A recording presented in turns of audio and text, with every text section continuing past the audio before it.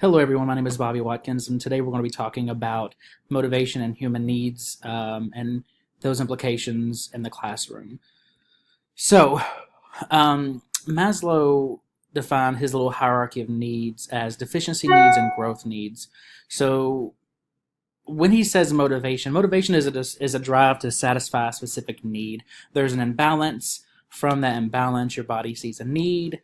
That need is a drive to motivation. Motivation is a drive to do something. Some of the examples of basic needs are food, shelter, love, positive self esteem. Um, Maslow said that each level must be at least partially or somewhat satisfied before we can even think about reaching the very next level. And here, if you look at the screen, I have a little triangle. It starts off physiological needs, safety needs, belongingness, and self love, or love needs, esteem needs, need to know and understand, aesthetic needs, and self actualization. So we're going to start with deficiency needs. Deficiency needs are defined as needs that are critical to physical or psychological well being. These are needs that, if they are not met, can cause some type of physical or psychological issue and possibly even death. These needs must be satisfied, and once there are, the person's motivation to satisfy that need becomes diminished.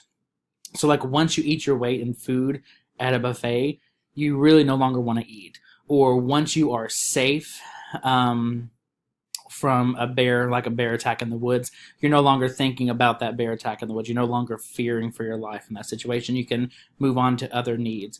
In the text, it says that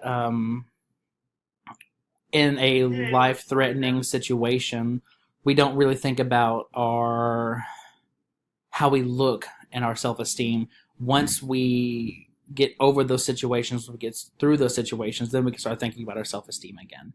Then we have growth needs. These are the needs to, like the need to know, understand things, and to appreciate beauty or appreciate others.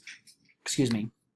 These needs can never really be satisfied completely. So, like, once you find something that you're really passionate about, once you really want to know and learn about, you're going to continue to want to know more and more about it. That motivation is really going to keep driving you. It's like a motivational snowball. The more you know, the more you're going to want to know more. Dr. Poor, you have a phone call holding a Sorry, decision excuse desk. that. Dr. Poor. So the implication of Maslow's hierarchy of needs in the classroom. As educators, we see students on different levels of the hierarchy at different times throughout the school year, even throughout the day in the class period. Sometimes we will see students who are ready to learn and understand because their deficiency needs are already met. They've been fed, they feel safe, they feel loved, they know they belong, and they're at a place where they are willing to learn and they can grow and learn. However, other students may have issues with home life, or maybe unsure where they were going to receive their next meal. They may not feel safe at home. They may not feel like they're loved or really accepted at home. Students who are unloved will not have a strong motivation to achieve the higher level growth objectives that are set forth in a day-to-day class. It's just not going to happen. So application that since we see students on different needs levels at all times, we must be able to be willing and able to recognize what the student is needing. If you see that the student is acting out in class, they're probably needing attention and they're needing acceptance, or if they're constantly snacking on things, or if they look pale and they look like they're malnourished, they may need food, things like that.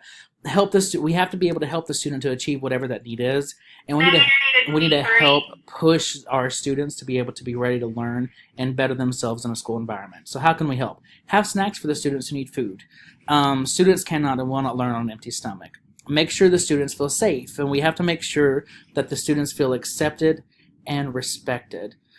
Here's a citation from the text. Thank you all so much for your time. I appreciate it, and I hope you have a fantastic day.